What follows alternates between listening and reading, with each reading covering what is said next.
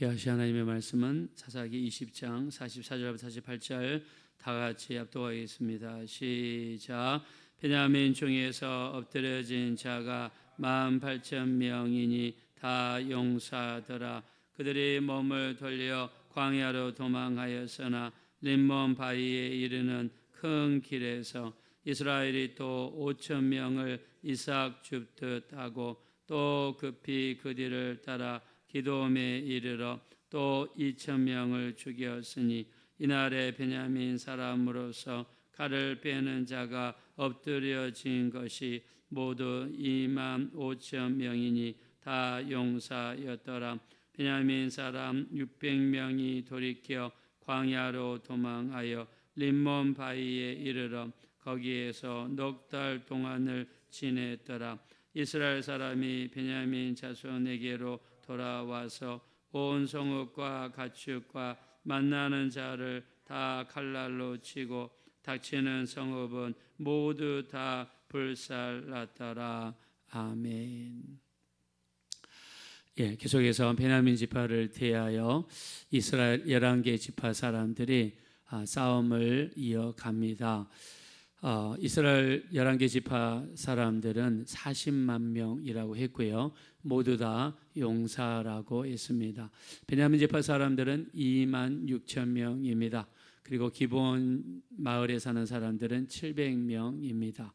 자, 숫자적으로 볼 때 게임이 안 되는 압도적으로 유리한 그런 위치에 있었던 사람들이 이스라엘 백성들이었죠. 자, 하나님 앞에 나가 먼저 기도합니다. 하나님, 베냐민 지파를 치러 올라갈까요? 하나님께서 올라가라 명령했습니다. 자, 이 말씀을 받고 전쟁터에 나갔지만 웬일입니까? 22,000명이 죽어버리고 말았습니다. 이것 때문에 하나님 앞에 돌아와 울면서 기도를 하기 시작하죠. 그때 하나님께서 두 번째에도 올라가라고 말씀하시죠. 자, 그 말씀을 붙잡고 올라가서 전쟁을 수행했는데 또 18,000명이 죽었습니다. 즉 40만 명 중에 10분의 1, 4만 명이 돌아가셨습니다. 이때 하나님 앞에 나와 크게 우는데 이제는 이스라엘 온 백성들이 하나님 앞에 나와서 울기 시작했습니다. 그러면서 금식하고 번제와 화목제를 드렸죠. 자, 번제를 드릴 때는 반드시 제물 위에다가 자신의 죄를 안수하고 죄를 전가시켜야 됩니다. 즉 하루 종일 이스라엘 전 백성들이 하나님 앞에 눈물 콧물을 흘리며 회개했다는 뜻이죠. 깊은 회개를 하면서 하나님께 나아갈 때 그때서 하나님께서 내가 저들을 너희에게 붙이겠다는 말씀을 하게 됩니다. 자, 이 사건을 통해서 하나님께서는 이스라엘 백성들이 그 전에는 자기의 소견대로 살고 자기의 뜻대로 살고 말씀대로 살지 못했던 이스라엘 백성들이 하나님 앞에 나와 철저하게 회개하기를 원하셨던 것 같습니다. 자, 여기서 회개가 얼마나 중요한가? 우리가 어떤 큰 일을 놔두고 기도할 때 무조건 하나님 앞에 나가서 도와주십시오, 붙들어 주십시오, 이기해 주십시오, 기도하면 안 된다는 사실을 성경에는 말씀하고 있는 거죠. 먼저 우리 자신을 돌아보고 철저하게 회개하면서 온전하지 못한 우리의 모습 회개하면서 하나님과의 온전한 관계를 하나님께서는 원하셨던 것입니다. 자, 그래서 세 번째 전쟁에 나가서 이 전쟁을 시행합니다. 전쟁을 했는데요, 드디어 하나님이 역사하시죠. 하나님께서 강하게 역사하셔서 그 자리에서 즉시로 18,000명을 죽입니다. 자, 이 26,000명의 용사들은, 이 베냐민 지파 용사들은요, 굉장히 민첩하고 싸움을 잘하는 사람들이었는데 그 자리에서 하나님이 무찌를 수 있도록 역사하시죠. 또 좀 더 나아가서 더 죽여서 26,000명 베냐민 지파 중에서 25,000명을 물리치게 되었습니다. 자, 400명의 사람들은 도망갔는지 실종됐는지 알 수는 없고요. 600명의 사람들이 뜻을 돌이켰다고 했습니다. 자, 우리 한번 본문 말씀으로 돌아가겠습니다. 47절입니다. 우리 46절입니다. 다 같이 읽읍시다. 시작. 이날에 베냐민 사람으로서 칼을 빼는 자가 엎드려진 것이 모두 2만 5천 명이니 다 용사였더라. 자, 베냐민 지파의 군대가 원래 2만 6천 명이죠. 여기에서 2만 5천 명이 죽었으니까 1,000명이 남은 거죠. 자, 근데 1,000명 중에서 뜻을 돌이켰다. 즉 사울 의사가 없다는 것이죠. 47절입니다. 다 같이 읽겠습니다. 시작. 베냐민 사람 600명이 돌이켜 광야로 도망하여 림몬 바위에 이르러 거기에서 넉 달 동안을 지냈더라. 네. 자, 남은 군사들이 1,000명입니다. 이 중에서 600명이 돌이켰다고 그랬습니다. 자기들이 아마 잘못한 것을 뉘우치고 이스라엘 백성으로 돌아오려는 그런 마음가짐을 가졌던 것 같습니다. 그래서 이들은 사울 의사를 포기하고 도망을 가죠. 광야로 도망을 가서 림몬 바위라는 지역에서 4개월 동안 머물게 됐다는 것입니다. 자, 이로써 전쟁이 끝났어야 되는데 여기에 문제가 발생하기 시작합니다. 자, 그 다음에 이 이스라엘 백성들이 남은 11개 지파가요, 베냐민 지파가 사는 마을로 들어가서 광기 어린 폭력과 이 죽임을 시시합니다. 자, 우리 한번 48절 보겠습니다. 다 같이 한번 읽겠습니다. 시작. 이스라엘 사람이 베냐민 자손에게로 돌아와서 온 성읍과 가축과 만나는 자를 다 칼날로 치고 닥치는 성읍은 모두 다 불살랐더라. 네. 자, 이스라엘 백성들이 진멸할 때 완전히 진멸하는 경우는 드물지 않습니다. 신명기에 보면 우상 숭배를 한 지파라든가 아니면 족속이라든가 가족이 있을 때에는 완전히 진멸하는 말씀이 있습니다. 자, 그러나 이 베냐민 지파 사람들은 우상 숭배를 전체적으로 한 것도 아니고 그냥 몇몇 사람들의 객기에 의해서 이 레인 사람의 첩이 밤새도록 욕을 당하는 이런 일이 있었지 않습니까?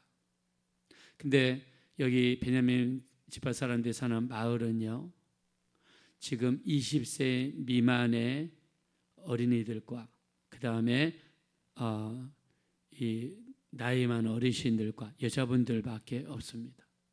자, 여기는 그야말로 나약한 사람들이 있는 곳이고 자기 동족입니다. 자기 지파 사람들이에요. 근데 여기에서 칼로 사람을 죽이기 시작하는데, 자, 여기서 주목할 만한 두 가지 단어가 우리 여기 보니까 만나는 자를 이렇게 표현했습니다. 자, 만나는 자를 우리가 히브리어로 찾아보니까 니크라라고 그러는데, 그냥 이 가다가 우연히 만나는 사람은 누구든지 어린아이가 됐든 아기가 됐든 여자아이가 됐든 남자 어린아이가 됐든지 간에 만나는 사람은 누구든지 그 자리에서 그냥 죽였다는 거예요. 자, 그리고 여기 그 다음에 나오는 단어가 닥치는이라는 단어가 나와 있는데, 닥치는을 우리가 히브리어로 보니까 맞자라고 표현합니다. 이 맞자라는 표현은요, 그냥 발길 닿는 곳마다 마을이 나타나면 거기 있는 사람들이 씨를 마를 정도로 사람들을 죽였다는 거예요. 자, 어떤 주석가의 표현은요, 이 이스라엘 사람들의 눈에 살기가 충전해서, 광기가 충전해서 보이는 대로 죽였다는 거예요. 여러분, 우리 같은 일반 사람들에게 밖에 나가서 돼지를 잡아라, 소를 잡아라. 사실은 짐승 중에 소라든가 양이라든가 크니까 함부로 죽이지는 못하죠. 자, 근데 사람을 죽이는 것은 감히 엄둘릴 사람이 거의 없습니다. 근데 사람이요, 한 번 사람을 죽이고 두 번 죽이기 시작하면 감각이 없어진다고 그래요. 눈에 살기가 충전하면 보이는 것이 없다고 합니다. 박효진 장로님 간증을 들어보면요, 청송교도소에서 복무하실 때 제수들을 다룰 때 대부분의 교도관들이 이 허리에다가 그 곤봉 같은 막대기를 찬다고 그래요. 그래서 이 제수들을 다루기 위해서 처음에는 이렇게 때리면서 하는데, 처음에 일반 제수자들을 때릴 때 그렇게 마음이 아프답니다. 그리고 이렇게 때리는 것이 맞나 싶은데요. 한 번, 두 번, 하루 이틀 지나다 보면 이 사람을 때리는 게 너무 능선해가지고요. 거의 죽을 만큼 두드려 팬대요. 근데 옆에 교도관들의 눈을 보면 제정신이 아닌 것처럼 보인다고 그래요. 자기도 어느 날 죽일 듯이 패는데 어느 한 순간에 거울을 봤는데 옛날 박효진이가 아닌 것을 느꼈다 합니다. 사람이 폭력을 행사하기 시작하면 그게 광기에 어리게 집착하게 되면요, 전혀 다른 사람으로 바뀝니다. 1906년도에 레바논 남부 도시에 하울라라고 하는 도시가 있습니다. 여기에서 학살이 일어났다고 해서 하울라 학살이라고 표현합니다. 자, 어떤 경찰관이 커피를 마시기 위해서 카페를 방문을 했습니다. 카페를 방문해서 커피를 마시기 위해서 앉아서 커피를 주문하고 토스트를 주문을 했어요. 근데 좀 있다가 파리 한 마리가 날아오더니 토스트 위에 앉는 거예요. 그래서 자기가 손으로 이렇게 파리를 물리쳤습니다. 근데 갔다가 또 오는 거예요. 갔다가 또 오는 거예요. 화가 나가지고요, 옆에 있는 권총을 빼가지고 파리를 향해서 권총을 쐈는데 파리가 맞겠습니까? 여러분, 그 작은 것이 안 맞는 거예요. 여기 쏘고 저기 쏘고 여기 쏘고 이래도 파리가 안 죽으니까는 이 사람이 일어나가지고 파리를 따라 밖에 나갔는데 분노가 얼마나 충천했던지 이 사람이 자기 분에 못 이겨서 총을 쏘기 시작하는데 앞에 있는 민간인을 쏘기 시작해요. 그래가지고 이 자기 분을 못 이겨가지고 자기 총으로 남아있는 모든 총알을 이용해서 주변에 있는 마을 사람들을 죽였는데 무려 50명을 죽였습니다. 이거를 하울라 학살이라고 그래요. 자, 사람이 어느 한 단계를 딱 벗어나게 되면 제정신을 잃습니다. 그래서 살인사건 중에서 100명 중에서 90명은 아는 사람들 사이에서 일어나는데 언제 살인사건이 일어나냐면 자기가 분을 내서 어느 한 단계를 넘는 순간에 그때는 조절을 못하고 살인사건이 발생한다는 거예요. 지금 여기 나오는 이스라엘 백성 11명의 사람들은 11개 지파 사람들은 지금 이미 이성의 단계를 넘어버린 거예요. 그래서 자, 이 48절 말씀 끝나는데 우리가 내일 있겠지만 21절에 보니까 세상에 여기 있는 모든 여자를 다 죽여버린 거예요. 여러분, 지금 600명은 남아 있습니다. 지금 600명은 뜻을 돌이켰고 잘못한 것을 뉘우쳤고 이스라엘 11개 지파에 들어오려는 마음을 가지고 있습니다. 21절에 가니까 이 사람들을 받아주는 거예요. 근데 이 베냐민 지파 중에 이 남자들이랑 결혼시킬 여자가 없는 거예요. 왜요? 다 죽여버렸으니까. 그리고 뒤에 가서 21장에 가서 후회하기 시작합니다. 우리도 마찬가지죠. 화가 나고 분이 났을 때 마음껏 화를 내고 마음껏 분을 내다가 분이 가라앉으면 뭐합니까? 후회하죠. 남자들이 술을 먹고 와가지고 자기 아내를 두드러 패고 집안을 두드러 패고 그 다음날 뭐합니까? 후회합니다. 그래서 이스라엘 백성들이 한계를 넘었다는 거예요. 자기들의 분을 이기지 못해서 이 이스라엘 백성들은 이 대학살을 저질러버리고 말았습니다. 다 죽였습니다. 우리가 성경에 보면 자기 분 때문에 이런 일을 저지른 사람들이 많죠. 여러분, 가인을 보십시오. 창세기 4장 4절 아벨과 그의 제물은 받으셨으나 가인과 그의 제물은 받지 아니하신지라. 가인이 몹시 분하여 안색이 변하니 여호와께서 이르시되 네가 분하여 하면 어찌 됨이며 안색이 변하면 어찌 됨이뇨. 네가 선을 행하면 어찌 낯을 들지 못하겠느냐. 선을 행치 아니하면 죄가 문에 엎드려져 있느니라. 죄가 너를 원하나 너는 죄를 다스릴지니라 말씀했습니다. 가인의 죄의 시작은요, 분노입니다. 분노가 안색으로 이어져서 안색이 불그락 푸르락 하면서 참지 못하여서 동생을 죽이는 최초의 살인사건을 일으켰습니다. 여러분, 분이 이렇게 무서운 거예요. 저는 성경에서 축복받은 사람 중에 가장 큰 축복을 받은 사람 중에 한 사람이 우시야 왕이라고 합니다.